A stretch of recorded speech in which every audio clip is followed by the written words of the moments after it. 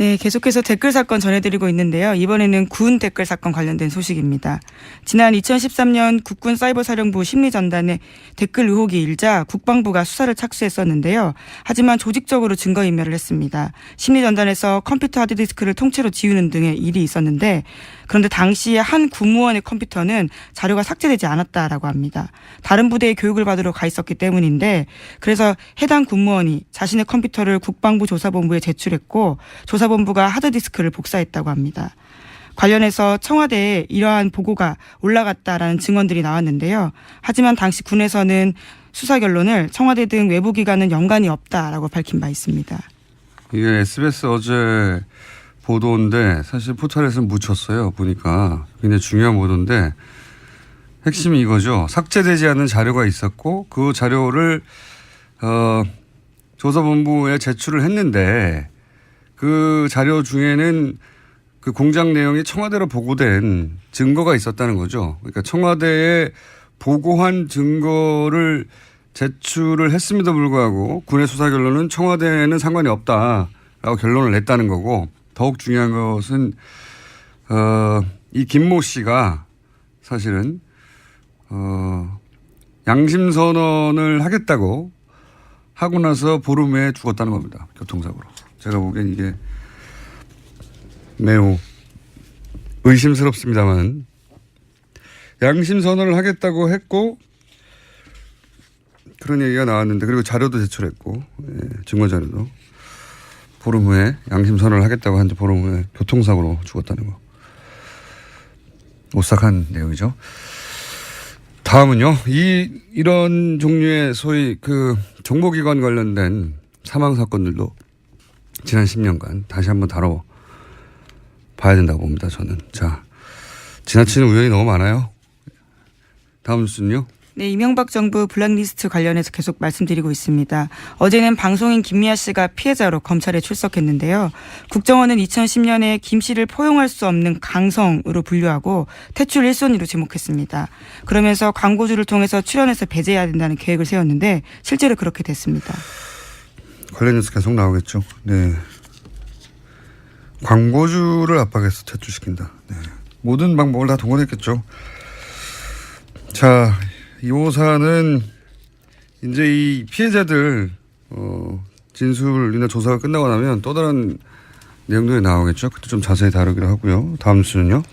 네, 국정원 민간인 댓글 부대 사건 관련해서 어제 영장 나왔다라는 이야기 드렸는데요. 민병주 전 단장 외에는요. 나머지 2명은 기각됐다라는 소식 전해드립니다. 영장이 기각된 송아묵의 민간인 팀장 같은 경우에는 수백 명의 팀원을 거느린 사람이었습니다. 그리고 2009년부터 4년 동안 국정원에서 10억 원의 돈을 받았는데요.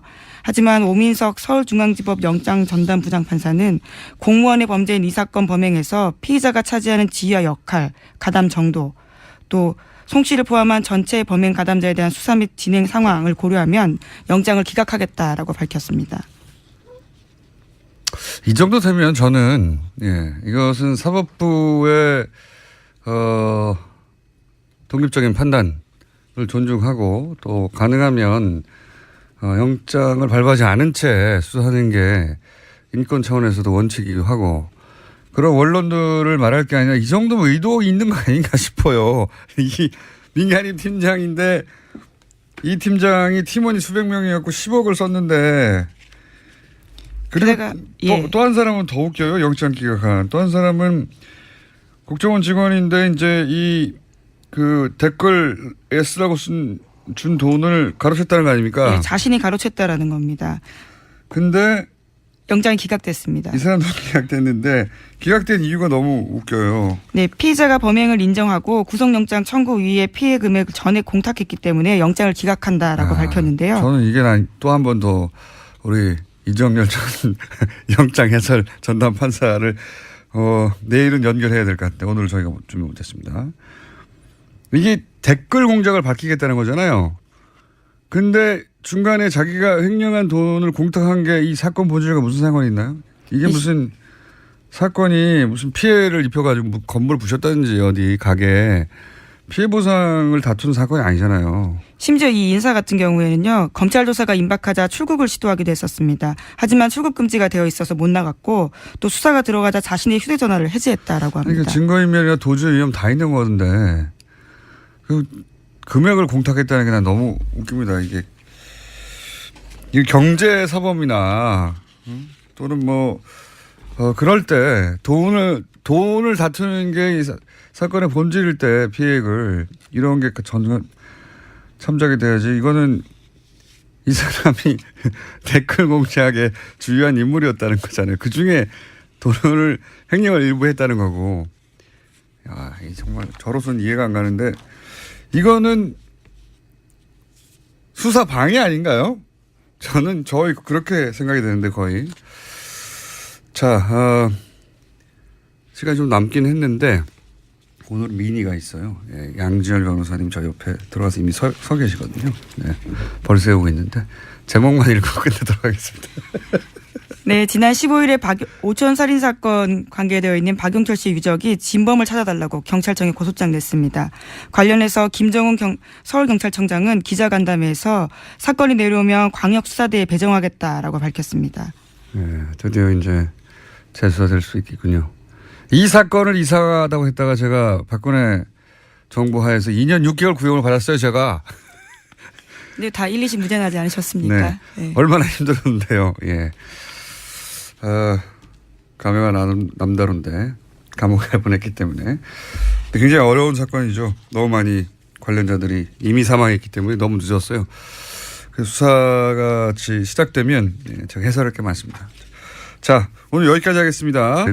증거가 있었다는 거죠. 그러니까 청와대에 보고한 증거를 제출을 했음에도 불구하고 군의 수사 결론은 청와대에는 상관이 없다라고 결론을 냈다는 거고, 더욱 중요한 것은 이 김모 씨가 사실은 양심 선언을 하겠다고 하고 나서 보름 후에 죽었다는 겁니다. 교통사고로. 제가 보기엔 이게 매우 의심스럽습니다만 양심 선언을 하겠다고 했고 그런 얘기가 나왔는데, 그리고 자료도 제출했고, 증거 자료도. 보름 후에 양심 선언을 하겠다고 한 지 보름 후에 교통사고로 죽었다는 거. 오싹한 내용이죠. 다음은요. 이런 종류의 소위 그 정보기관 관련된 사망 사건들도 지난 10년간 다시 한번 다뤄봐야 된다고 봅니다. 저는. 자, 지나치는 우연이 너무 많아요. 다음 뉴스는요. 네, 이명박 정부 블랙리스트 관련해서 계속 말씀드리고 있습니다. 어제는 방송인 김미아 씨가 피해자로 검찰에 출석했는데요. 국정원은 2010년에 김 씨를 포용할 수 없는 강성으로 분류하고 퇴출 1순위로 지목했습니다. 그러면서 광고주를 통해서 출연해서 배제해야 된다는 계획을 세웠는데 실제로 그렇게 됐습니다. 관련 뉴스 계속 나오겠죠. 네. 광고주를 압박해서 퇴출시킨다. 네. 모든 방법을 다 동원했겠죠.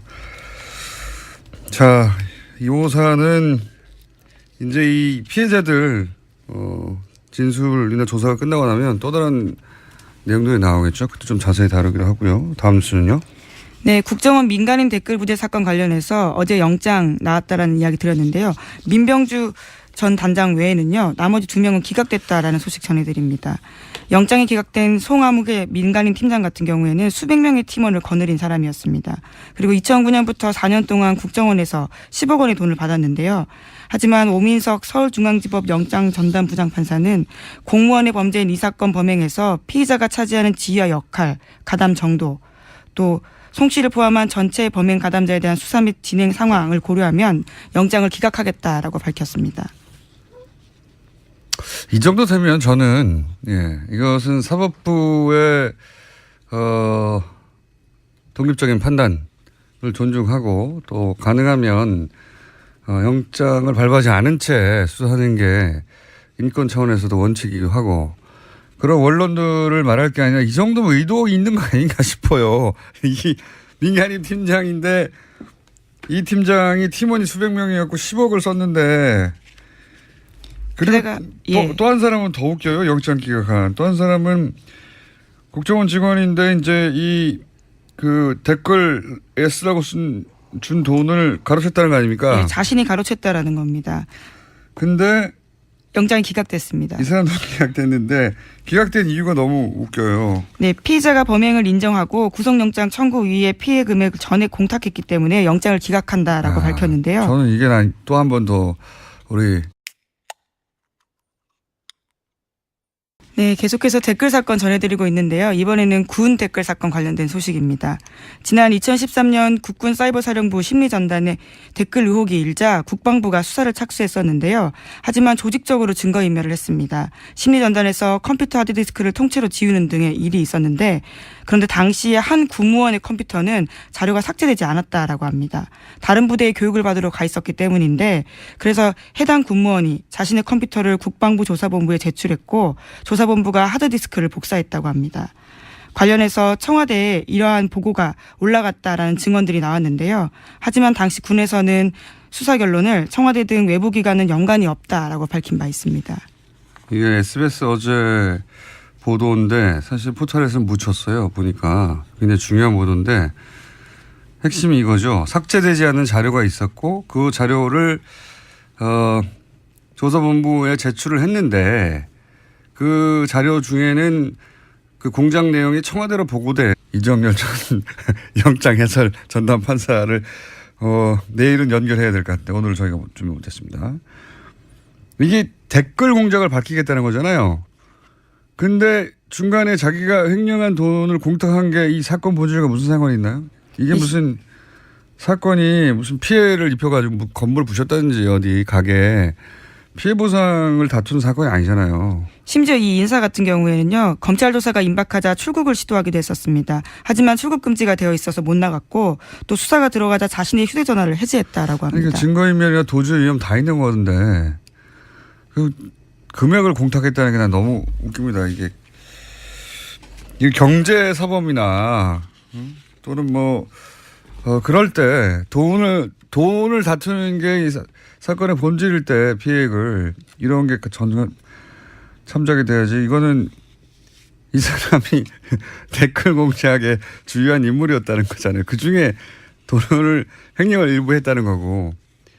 야, 이 정말.